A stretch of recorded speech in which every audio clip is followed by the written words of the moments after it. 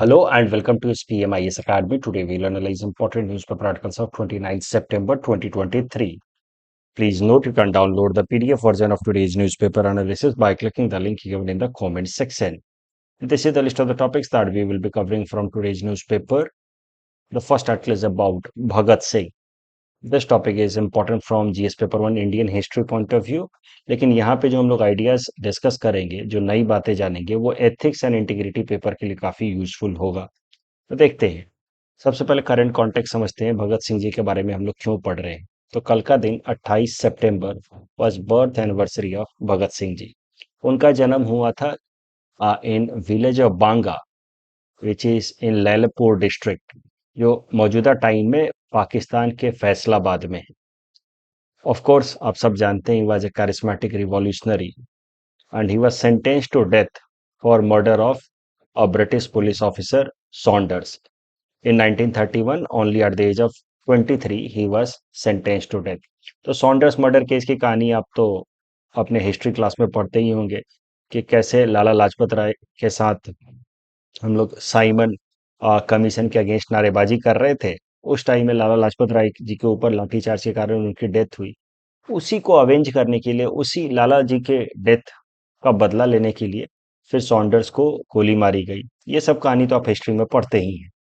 But उसके बाद भगत सिंह जी को फांसी की सजा सुनाई गई along with his two other compatriots, Rajguru और सुखदेव। तो भगत सिंह जी जब जेल में थे तब क्या क्या चीजें हुई, तरह वो समझिए। इसके पहले आप समझिए कि भगत सिंह जी को रिवॉल्यूशन के लिए या नेशनलिज्म के लिए जो इंस्पिरेशन मिला, वो मिला उनके खुद के अंकल और फादर से। His father Kishan Singh and Ajit Singh were politically active, और उन्हीं से वो रिवॉल्यूशनरी इनहेरिटेंस मिला है भगत सिंह जी को। लेकिन हुआ क्या कि जब भगत सिंह जेल में थे, उस टाइम तक उनके पिताजी किशन सिंह जी काफी बूढ़े हो चुके थे। जब उनको फांसी की सजा सुनाई गई भगत सिंह जी को, तो किशन सिंह जी ने ब्रिटिश सरकार से मर्सी प्ली का रिक्वेस्ट किया कि भगत सिंह जी की सजा जो है कम से कम फांसी से बदल करके उम्र कैद कर दी जाए। इस पे Bhagat Singh publicly rebuked his father. उन्होंने पब्लिकली इस बात से नाराजगी जताई कि I am not in agreement with your mercy plea to the viceroy, कि बेटे को आप फांसी से बचाने के लिए आपने ब्रिटिशर्स के सामने इस तरीके का रिक्वेस्ट किया है। ये हम और हमारे जैसे जितने भी फ्रीडम फाइटर्स हैं उनके तमाम सैक्रिफाइसेस को एक बार में ये आपका एक्शन जो है वो छोटा कर देता है। So this is a sign of weakness and I am not in support of this kind of actions and that too from my own father. तो ये पब्लिकली उन्होंने रिब्यूक किया था अपने फादर के इस एक्शन को। फादर ओल्ड हो चुके थे, उनको उस टाइम में कुछ समझ नहीं आ रहा था कि भगत सिंह को कैसे बचाया जाए। In young age Kishan Singh ji was also a freedom fighter.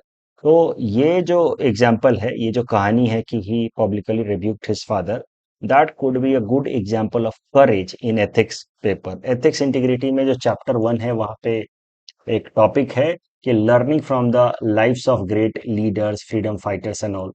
तो भगत सिंह जी के जीवन से सबसे पहला जो एग्जाम्पल हम या वैल्यूज हम सीख सकते हैं वो है वैल्यू ऑफ करेज। तो करेज तब नहीं दिखा उसको माना जाता है जब आप पूरी तरह से सेफ हो, सुरक्षित हो, कमांडिंग पोजीशन में हो। तब आप फियरलेस हो तो उसको करेज नहीं कहा जाता है। Courage is when you remain fearless even in adverse conditions, जो यहाँ पे भगत सिंह जी ने दिखाया है। भगत सिंह जी काफी स्कॉलरली पर्सन भी थे, काफी पढ़ते लिखते थे, और उन्होंने कई सारे अखबारों में कई सारे जर्नल लिखे। कई दफा वो अलग नाम के साथ लिखते थे, सूडोनीम। फॉर एग्जांपल बलवंत, रंजीत या विद्रोही नाम से वो लिखते थे। एक अखबार में जर्नल वो अक्सर लिखा करते थे, वो थी Kirti, which is journal of Kirti Kisan party, that was published in Delhi. Was a voracious reader and prolific writer. तो खूब पढ़ने लिखने का भी उनको शौक था। अगर उनकी रिलीजियस फिलोसफी देखी जाए भगत सिंह जी की, तो ही वॉज कंप्लीटली एथिस्ट। तो इस मामले में he was a Marxist person. जैसे मार्क्स ने कहा था कि religion is opium of masses, मतलब रिलीजन सिर्फ और सिर्फ लोगों को भटकाने के लिए होता है। वर्कर क्लास को उसकी अपनी रियल आइडेंटिटी को याद ना आने देने के लिए religion is used as a filter, as an opium. उसी तरीके से भगत सिंह जी भी रिलीजन को देखते थे। तो भगत सिंह जी को जब फांसी की सजा हुई तो उनके कुछ दोस्तों ने उनको सजेस्ट किया कि आपको प्रेयर में ज्यादा इंगेज होना चाहिए, आपको पूजा पाठ करना चाहिए। उस पर भगत सिंह जी ने साफ साफ मना कर दिया कि I don't believe in such activities, I am an atheist. तो किसी ने उनसे कहा भी कि when your last days come you will begin to will believe. उस पे भगत सिंह जी ने साफ साफ कहा कि no dear sir, never shall it happen. I consider it to be an act of degradation and demoralization. For such petty selfish motive, I shall never pray. अपनी जान बचाने के लिए तो मैं कभी भी प्रेयर नहीं करूंगा। ये कितनी छोटी बात हुई कि भगवान से हम प्रार्थना करेंगे, हे भगवान मेरी जान बचा दो। भगवान जो है वो, अगर अब हम उस तरह के भगवान में बिलीव करते हैं, सुपर नेचुरल एंटिटी में, तो वो किसी एक इंसान के लिए कोई भी एक पर्टिकुलर एक्ट क्यों करेंगे? तो that was the idea of Bhagat Singh, and he said कि I don't believe in these worldly religion जो दुनिया भर के अलग अलग लोगों ने बनाया है। And in that context he wrote an open letter to his friends. तो जेल से ही वो अपने दोस्तों से बातचीत करते थे। So in that context he wrote a letter why I am an atheist. जब उनके दोस्तों ने सजेस्ट किया कि you should be following some religion, you should be praying, तो उस पे उन्होंने लेटर लिखा था why I am an atheist. उसमें उन्होंने कहा था कि all faith differ on many fundamental questions, but each of them claim to be only true religion. That is the root of evil. हर एक धर्म जो है अपने अपने हिसाब से बातें बताता है, कई दफा कॉन्ट्राडिक्टरी बातें बताता है। That leads to chaos, conflict in society, and that is why he is against this kind of religion. तो यहाँ पे आप कह सकते हैं कि भगत सिंह और मार्क्स के आइडिया जो है रिलीजन को लेकर के सिमिलर थे। Both of them were atheist. Marx said religion is opium of masses. तो Bhagat Singh can be considered as an atheist, not believing in any god or religion, was a Marxist also. He was having anarchist tilt also. Anarchist matlab he did not believe in any kind of government. He believed in self discipline. अगर सब लोग खुद ही disciplined हो जाएंगे तो किसी police army की जरूरत ही नहीं पड़ेगी। तो ये एक अजीब या एक यूनिक सा कॉम्बिनेशन है। भगत सिंह के अंदर आपको मार्क्स के फिलोसफीज भी दिखेंगे, भगत सिंह के अंदर आपको महात्मा गांधी की भी फिलोसफी दिखेगी। Mahatma Gandhi was also anarchist. In fact Marx और महात्मा गांधी में भी कई सारी सिमिलैरिटीज हैं। Both of them were anarchist. A difference with respect to religion, of course, Gandhi was a lot of religious as far as his character is concerned. दूसरा difference was with respect to violence, कि Marx supported the idea of violence in the process of revolution, while Gandhi was completely against the idea of violence. तो Gandhi, marks, Bhagat Singh में similarities और dissimilarities मतलब काफी बारीक तरीके से देखा जाए तो आपको पता चलेगा। भगत सिंह और marks atheist, Gandhi was a religious personality, but all of them where anarchist. अब बात की जाए भगत सिंह के जब एग्जीक्यूशन की बारी आई, जब उनको फांसी की देने की बारी आई, तो उस टाइम में अलग अलग लोगों का कैसा स्टैंड था। Mahatma Gandhi refuse to intervene in Bhagat Singh trial. Mahatma Gandhi का मानना था कि it would be immoral to put people pressure on foreign government to commute sentence of भगत सिंह। तो महात्मा गांधी जी की ओपिनियन कुछ ऐसी थी कि भगत सिंह जी ने नॉन वायलेंस का रास्ता अपनाया है, लोगों को मोबिलाइज करना ताकि सरकार के ऊपर, फॉरेन गवर्नमेंट यानी कि ब्रिटिशर्स के ऊपर दबाव दिया जाए for this particular matter is not right. अब यहाँ पे कुछ हिस्टोरियंस काफी अलग अलग ओपिनियन रखते हैं महात्मा गांधी को लेकर के। कुछ लोग कहते हैं कि Mahatma Gandhi had strong belief in philosophy of non violence and that is why he decided not to intervene into the process. लेकिन कुछ लोगों का मानना है कि here in this particular case Mahatma Gandhi committed a mistake. Historian Yashpal writes कि महात्मा गांधी लोगों को कन्विंस कर सकते हैं to break salt law, liquor prohibition के लिए मास मोबिलाइजेशन कर सकते थे, but he found that it is immoral to mobilize people to pressurize a foreign government to commute the sentence of Bhagat Singh. तो यहाँ पे कहीं ना कहीं Mahatma Gandhi did not take the righteous path. He should have mobilize the people in order to pressurize government at least to commute the sentence of Bhagat Singh. फांसी की सजा से कम उम्र कैद में कन्वर्ट कर दिया जाए, इस तरीके का लोगों का मानना है, अलग अलग हिस्टोरियंस का। जवाहरलाल नेहरू की अगर बात की जाए तो he strongly defended Bhagat Singh. He was highly critical of British process, और उन्होंने उस टाइम के वाइसराय लॉर्ड इरविन से ऐसा प्रश्न भी पूछा था कि if England were invaded by Germany और Russia Would Lord Irwin go about advising the people to refrain from violence against invaders?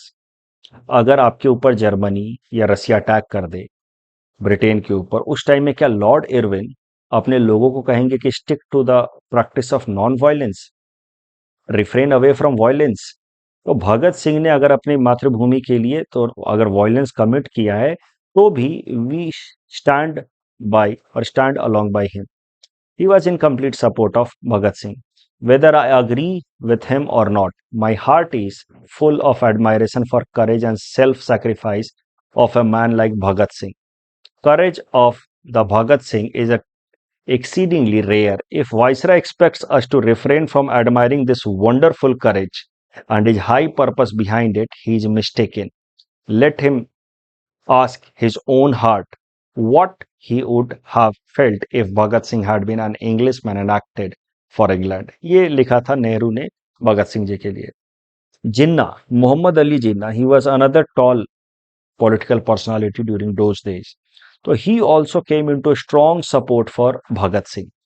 क्या हुआ था कि भगत सिंह को जब जेल भेजा गया था तो उन्होंने भूख हड़ताल की थी, hunger strike, because of the plightful condition for political prisoners. Bhagat Singh का कहना था कि वो कोई क्रिमिनल तो है नहीं, they are political prisoners and political prisoners should not be mistreated. इसको लेकर के उन्होंने और अपने दोस्तों के साथ उन्होंने जेल के अंदर भूख हड़ताल की थी.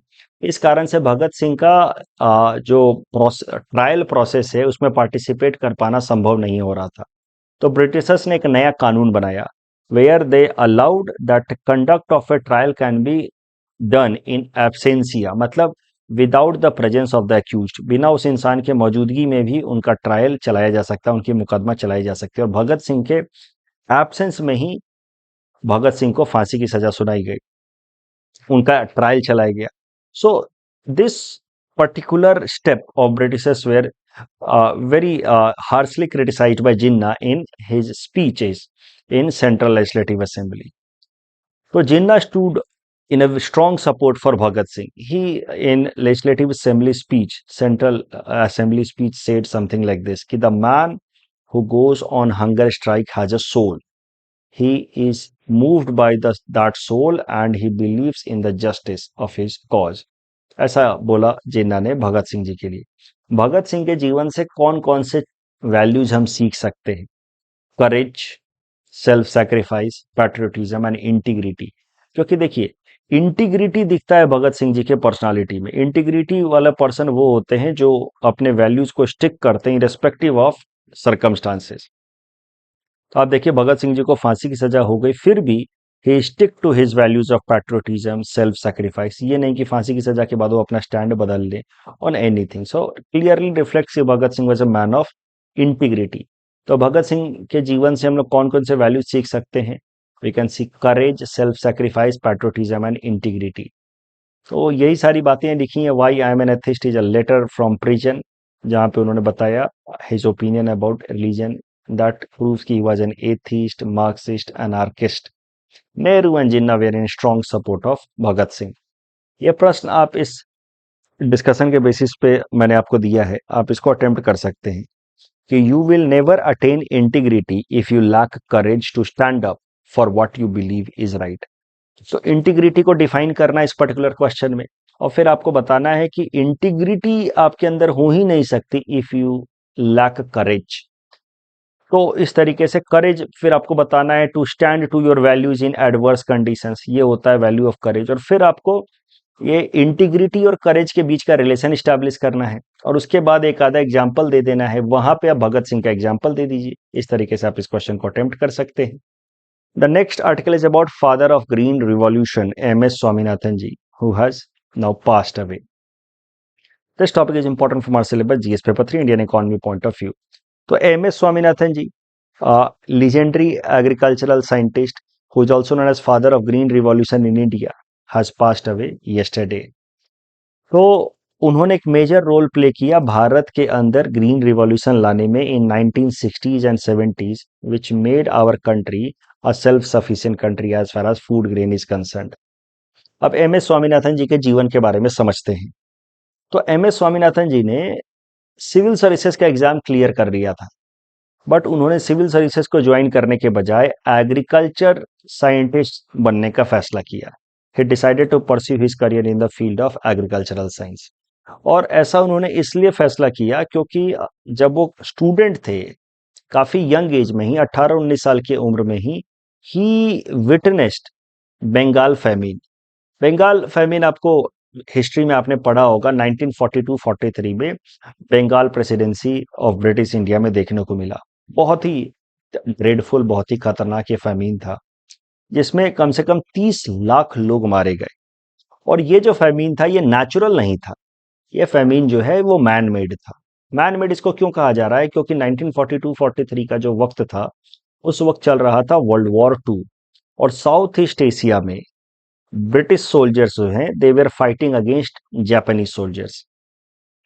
और बंगाल से जो फूड ग्रेन्स हैं वो डाइवर्ट किए जा रहे थे to South east Asia in order to support British army who were fighting Japanese in South east Asia.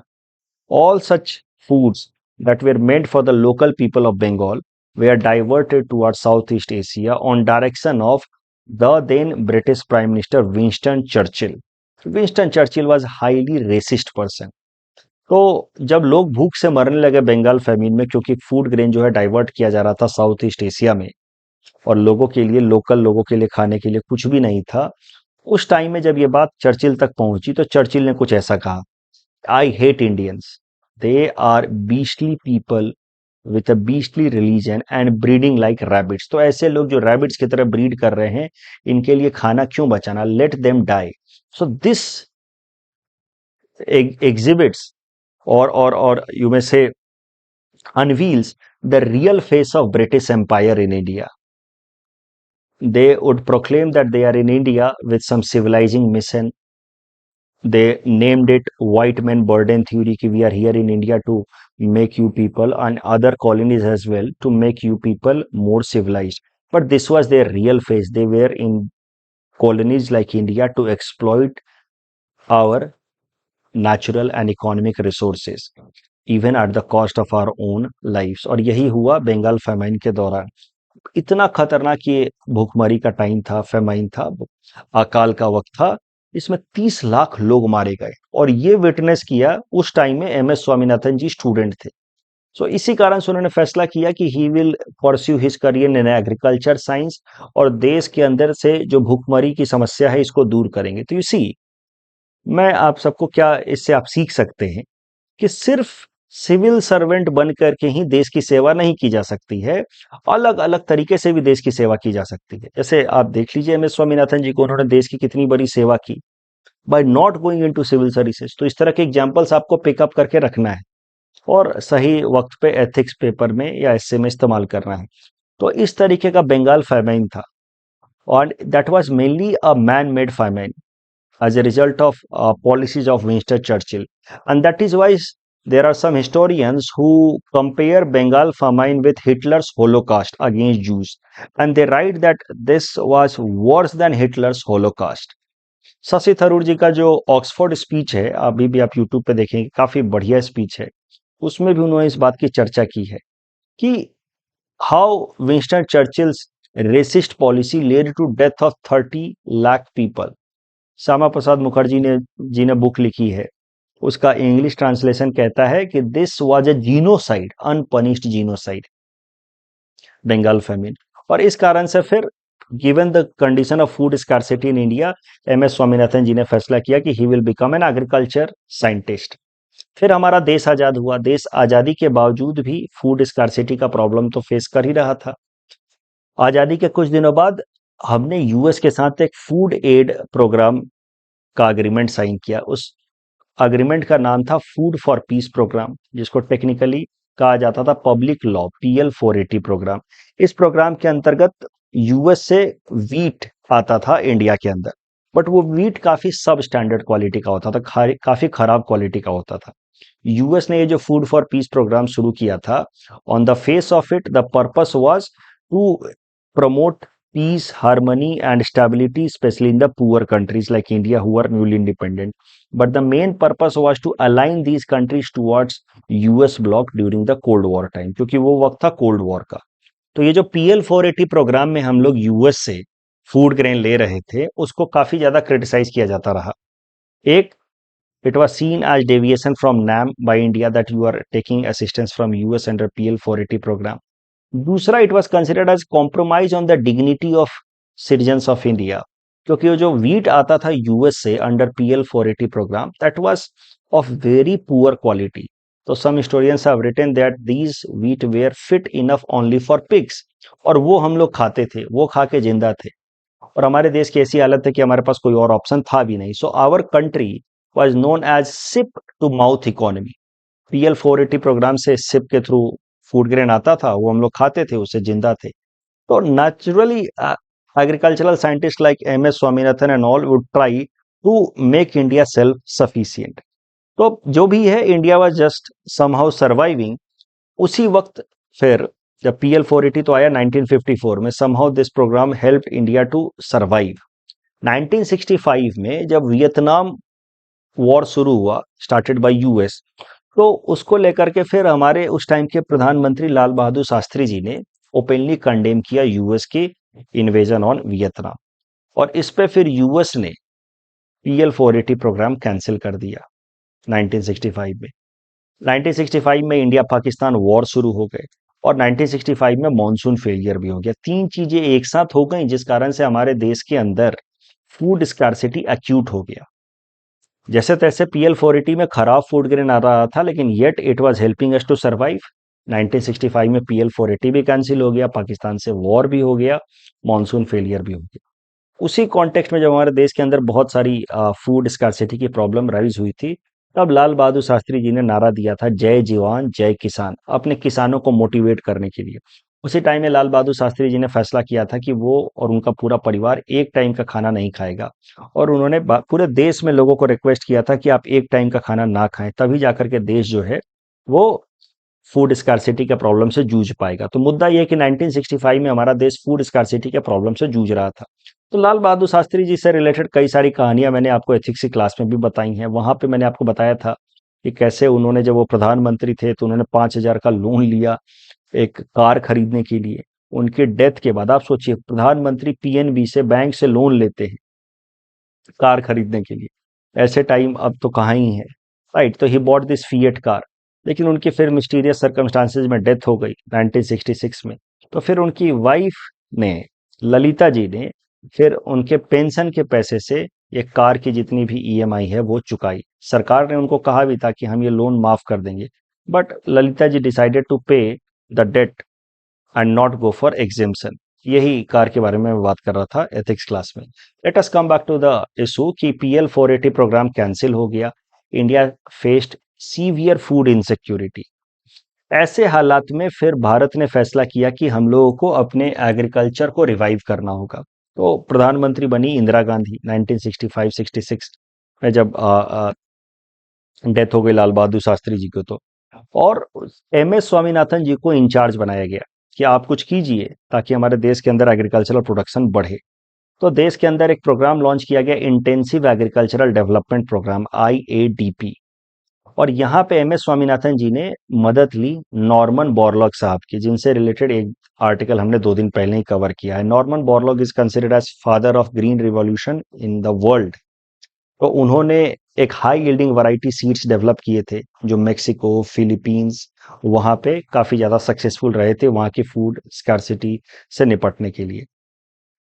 तो फिर नॉर्मन बोरलॉग जी की मदद से MS स्वामीनाथन जी लेकर के आए इंडिया के अंदर high yielding variety seeds of rice and wheat.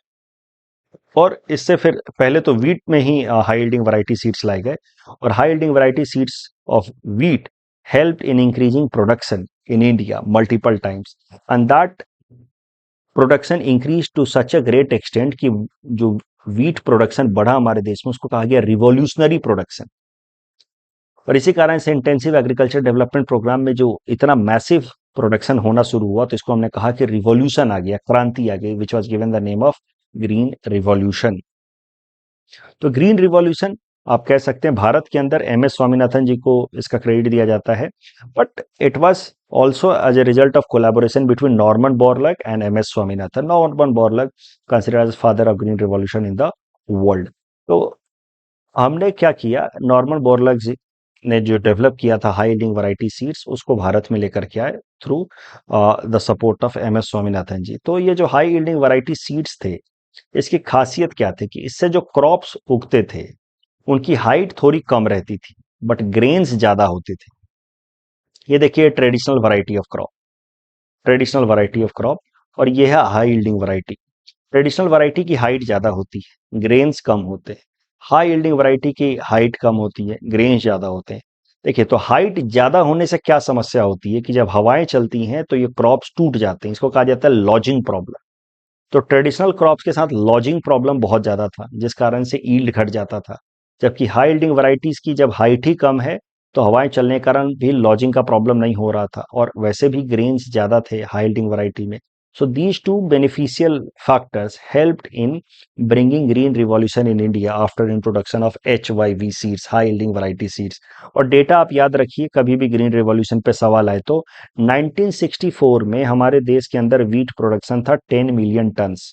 1968 तक वीट प्रोडक्शन बढ़ करके हो गया 17 million turns. So this was the outcome seen as a result of introduction of high yielding variety seeds, and that is why it was given the name of green revolution. तो green revolution से तो काफी सारे फायदे हुए, हमारा देश self sufficient बन गया as far as food grain is concern. लेकिन एक मेजर नेगेटिव भी देखने को मिला ग्रीन रिवॉल्यूशन से रिलेटेड, और वो नेगेटिव था कि ग्रीन रिवॉल्यूशन के लिए जो हाई यील्डिंग वैरायटी सीड्स लाए गए, they were mainly introduced in north western region of India, Punjab, Haryana and western Uttar Pradesh, क्योंकि ये एरिया रिलेटिवली पहले से बेहतर थे as far as agricultural infrastructure is concern. क्योंकि ब्रिटिशर्स के टाइम में भी यहाँ पे लैंड रेवेन्यू पॉलिसी जो थी वो महलवारी सिस्टम थी, which was relatively better as compare to zamindari system in Bengal region and Ryotwari system in south India. तो Mahalwari system was relatively good, that is why agricultural overall system was quite nice, good here. Farmers भी थोड़े बेहतर पढ़े लिखे थे, और agricultural infrastructure जैसे कि कनाल, इरिगेशन, ट्रैक्टर वगैरह ये सब बेहतर थी यहाँ पे। तो जब HYV सीड्स लाना था तो new kind of seeds were to be introduced, तो that is why it was decided कि इसको ऐसे एरिया में लगाया जाए जहां पे एग्रीकल्चरल इंफ्रास्ट्रक्चर पहले से बेहतर है और फार्मर्स पहले से एजुकेटेड हैं। तो इसी कारण से HYV seeds were introduced in north western India. हुआ क्या कि HYV सीड जब यहाँ इंट्रोड्यूस किया गया तो बम्पर प्रोडक्शन हुआ। ये एरिया पहले से ही अच्छा था, और अब यहाँ पे बम्पर प्रोडक्शन होने के कारण फार्मर्स की कंडीशंस, इकोनॉमिक कंडीशंस काफी अच्छी हो गई। तो नतीजा क्या हुआ कि फार्मर्स के बीच में जो इकोनॉमिक डिस्पैरिटी थी, जैसे कि यहाँ के फार्मर्स पहले से रिलेटिवली इकोनॉमिकली वेल ऑफ थे और बाकी रीजन्स के फार्मर पहले से गरीब थे, वो जो इकोनॉमिक डिस्पैरिटी थी वो और ज्यादा वाइडन हो गई। अब यहाँ के फार्मर्स कई सारे मर्सिडीज, BMW चलाते हैं, पॉप म्यूजिक बनाते हैं। आप देखते होंगे कई सारे जो म्यूजिक आर्टिस्ट होते हैं पंजाब के, उनका एग्रीकल्चर से काफी लेना देना होता है, तो कई सारे एल्बम शूटिंग जो है खेतों में भी होती है। और ईस्ट इंडिया के फार्मर्स और साउथ के वेस्ट के फार्मर्स जो हैं वो आज भी इतने गरीब हैं, क्योंकि और इसी कारण से वहां पे सुसाइड्स के प्रॉब्लम से काफी ज्यादा हैं, खासकर ईस्ट इंडिया में और वेस्टर्न इंडिया में। तो ये जो डिस्पैरिटी हुई है फार्मर्स के बीच में, that has been mainly because of the green revolution and its success in north western India. यहाँ पे पहले से फार्मर अच्छे थे और यहाँ पे ग्रीन रिवॉल्यूशन भी आ गया। इसी चीज को एड्रेस करने के लिए सरकार 2010-11 में एक नई स्कीम लेकर के आई, bringing green revolution in eastern India, जहाँ पे ईस्टर्न इंडिया के ये जो 7 स्टेट्स हैं, असम, उत्तर प्रदेश, बिहार, झारखंड, वेस्ट बंगाल, छत्तीसगढ़ एंड उड़ीसा, यहाँ पे ये चूंकि राइस बेल्ट है तो यहाँ पे राइस प्रोडक्शन को मल्टीपल टाइम्स इंक्रीज कराने के लिए सरकार ये bring green revolution to eastern India नाम का स्कीम लाई, जिसको कई बार सेकंड ग्रीन रिवॉल्यूशन भी कहते हैं। This scheme is a sub-component under राष्ट्रीय कृषि विकास योजना। This scheme has been brought in order to address the regional disparity, but वो अभी तक हो पाया नहीं है। अभी तक रीजनल डिस्पैरिटी काफी ज्यादा वाइडन है। यही सारी बातें यहाँ लिख करके दी हैं हमने रिलेटेड टू MS स्वामीनाथन जी। ये मेंस क्वेश्चन है, आज 2 मेंस प्रैक्टिस क्वेश्चन है। ग्रीन रिवॉल्यूशन के कुछ फायदे तो हैं बट कुछ निगेटिव्स भी हैं। निगेटिव्स कई सारे हैं, एक ही मैंने गिनाया है रीजनल डिस्पैरिटी, लेकिन और भी कई सारे हैं। ग्रीन रिवॉल्यूशन के कारण जेनेटिक डाइवर्सिटी कम हो गया है, ग्राउंड वाटर डिप्लीशन होता जा रहा है, ये सब चीजें देखने को मिल रही हैं because of green revolution. The next article is about Sankalp Saptah, this topic is important for our syllabus GS paper 3 Indian economy point of view. तो हाल फिलहाल में हमारे प्रधानमंत्री नरेंद्र मोदी जी ने स्टार्ट किया है Sankalp Saptah with an aim of making aspirational block program initiative more successful. हुआ क्या कि भारत सरकार लेकर के आई एस्पिरेशनल ब्लॉक प्रोग्राम 2023 में। अभी इस प्रोग्राम से रिलेटेड लोगों के बीच में अवेयरनेस डेवलप करने के लिए सरकार ने हाल फिलहाल में शुरू किया है संकल्प सप्ताह। तो संकल्प सप्ताह इतना इंपॉर्टेंट नहीं है जितना इंपॉर्टेंट है ये scheme aspirational block program. Aspirational block program has been brought in the year 2023, but it has been brought in line with the aspirational district program that was brought earlier. तो पहले aspirational district program समझते हैं। देखिए, हमारे देश का ranking human development index में काफी खराब है। ह्यूमन डेवलपमेंट इंडेक्स रैंकिंग जो यूएनडीपी पब्लिश करता है, उसमें हमारे देश की रैंकिंग काफी खराब है। जैसे 2021 की रैंक अगर देखी जाए तो उसमें हमारे देश की रैंकिंग 132 आउट ऑफ 191 कंट्रीज। तो फिर नीति आयोग ने जब डिटेल्ड स्टडी की तो उसने पता लगाया कि देश की रैंकिंग खराब होने के पीछे कारण है कुछ मोस्ट बैकवर्ड डिस्ट्रिक्ट्स। कुछ ऐसे बैकवर्ड डिस्ट्रिक्ट्स हैं जहां पे डेवलपमेंटल पैरामीटर्स, क्या डेवलपमेंटल पैरामीटर्स लिए जाते हैं एचडीआई में? Health, education and GDP per capita. तो कुछ ऐसे बैकवर्ड डिस्ट्रिक्ट्स हैं जहां पे डेवलपमेंटल पैरामीटर्स बहुत ही खराब है। अगर इन डिस्ट्रिक्ट्स पे टारगेटेड तरीके से फोकस किया जाए तो इंडिया की रैंकिंग इंप्रूव हो सकती है। तो with this goal Niti Aayog identified some 112 very backward districts amongst the 28 states of India, और फिर वहां पे टारगेटेड तरीके से 5 parameters, health, nutrition, education, basic infrastructure, financial inclusion, skill development and agricultural development, in 5 parameters पे टारगेटेड तरीके से काम करने का फैसला किया नीति आयोग ने, ताकि भारत की एचडीआई रैंकिंग इंप्रूव हो। सो इस तरीके से शुरू हुआ एस्पिरेशनल डिस्ट्रिक्ट प्रोग्राम। आसाम के अंदर भी 7 ऐसे डिस्ट्रिक्ट्स हैं जो इस एस्पिरेशनल डिस्ट्रिक्ट प्रोग्राम के अंतर्गत आते हैं। अभी एस्पिरेशनल डिस्ट्रिक्ट प्रोग्राम के सक्सेसफुल होने के बाद 2023 में भारत सरकार लेकर के आई aspirational block program. Aspirational block program में अब क्या किया जाएगा कि पूरे डिस्ट्रिक्ट को नहीं, अब पर्टिकुलर ब्लॉक्स को, जो सब डिस्ट्रिक्ट एडमिनिस्ट्रेटिव रीजन होते हैं, उनको आइडेंटिफाई किया जा रहा है।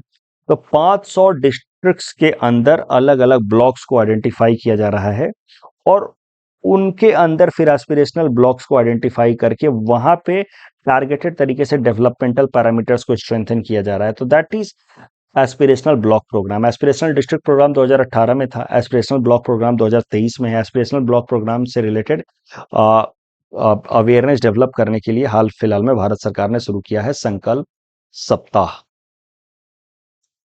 इस टॉपिक से रिलेटेड ये प्रीलिम्स प्रैक्टिस क्वेश्चन हमने आपको दे रखा है। Please attempt this question and you can submit the answer in the comment section.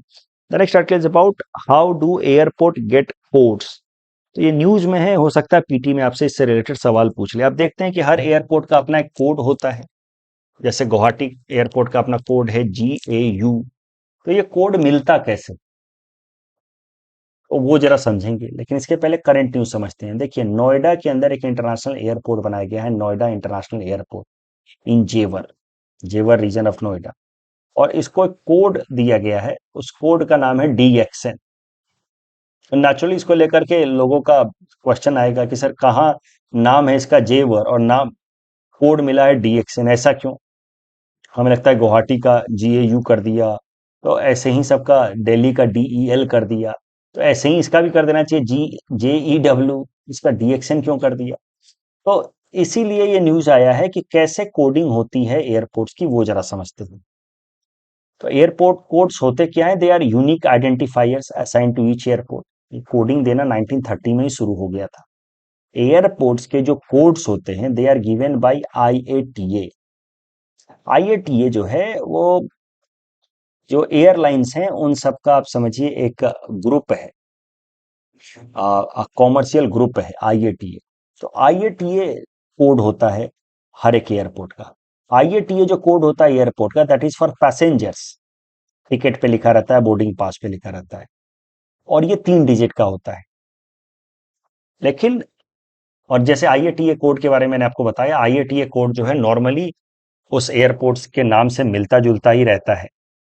लेकिन कई सारे वक्त ऐसा भी होता है कि वो नाम अवेलेबल नहीं होगा। जैसे रांची एयरपोर्ट के लिए नेचुरल सा नाम होना चाहिए RAN, but that is not available because it has been always already taken by Ravenna Italy. तो रांची एयरपोर्ट का जो कोड है वो है IXR। IX is for military ports और IXR रिफ्लेक्ट्स रांची एयरपोर्ट। तो बेसिकली कोड जो है that is given by IATA, और ये नॉर्मली नाम से मिलता जुलता होता है but that is subjected to availability. ये जेवर एयरपोर्ट के केस में यही हुआ है, DXN मिला है इसको कोड, क्योंकि जेवर से रिलेटेड कोई कोड अवेलेबल था नहीं। तो IATA code is for passengers. लेकिन एक कोड और होता है एयरपोर्ट्स के लिए, जो होता है ICAO कोड। ये एक इंटरनेशनल एजेंसी है, दोनों एजेंसीज के बारे में आगे पढ़ेंगे। तो ICAO कोड जो है that is for industry professional such as pilot, air traffic controllers and planners. तो पायलट वगैरह वो कोड इस्तेमाल नहीं करते जो हम लोग के बोर्डिंग पास पे लिखा रहता है, पायलट वगैरह इस्तेमाल करते हैं ICAO कोड। तो IATA जो है international air transport association, it is an trade association of world airlines. और इनका काम होता है कि अलग अलग एयरपोर्ट्स का वो कोडिंग देते हैं, 3 डिजिट का code that has to be used by passengers. जबकि ICAO ये स्पेशलाइज एजेंसी है यूनाइटेड नेशन की, ये इसका काम होता है एयर ट्रैफिक से रिलेटेड बेसिक नॉर्म्स डिसाइड करना as per Chicago convention. ICAO important है, ये यूनाइटेड नेशन की स्पेशलाइज एजेंसी है, एयर ट्रैफिक से रिलेटेड बेसिक नॉर्म्स डिसाइड करती है। बट इसके नॉर्म्स जो हैं they are only recommendation, non binding in nature. इसका हेडक्वार्टर है इन मॉन्ट्रियल कनाडा। ICAO ये कोड देता है 4 डिजिट का, and this code of 4 digit given by ICAO is for professionals like pilot and all. जैसे दिल्ली एयरपोर्ट की बात की जाए तो इसका ICAO कोड है VIDP। जबकि IATA कोड जो है दैट इज फॉर पैसेंजर्स, जैसे दिल्ली एयरपोर्ट का है DEL। और वही पैसेंजर के लिए जो IATA कोड दिया गया है जेवर एयरपोर्ट का, वो है DXN, जिस कारण से न्यूज में है। इस टॉपिक बेसिस पे प्रीलिम्स प्रैक्टिस क्वेश्चन हमने आपको दे रखा है, please attempt this question and you can submit the answer in the comment section. तो एयरपोर्ट कोड की अगर बात की जाए तो दो टाइप की है, IATA code and ICAO code. ये 3 लेटर का है, 4 डिजिट का है, generally associated with the name but depends upon availability. For example current Jewar airport का नाम दे दिया गया DXN। IATA is a trade association of airlines. ICAO industry professionals और पायलट्स के लिए। ICAO is a specialized agency of United Nation. Recommendation जो इसके होते हैं दे आर नॉन बाइंडिंग। इसका हेडक्वार्टर ICAO का इन मॉन्ट्रियल। कल जो हमने आपको प्रैक्टिस क्वेश्चन दिया था, right to privacy guaranteed under article 21। साइक मिशन से रिलेटेड पहला दूसरा स्टेटमेंट सही लेंगे, तीसरा गलत है। साइक के अंदर निकल वगैरह मिलता है, not vice water and ice. That's all from our side for today, thanks for watching.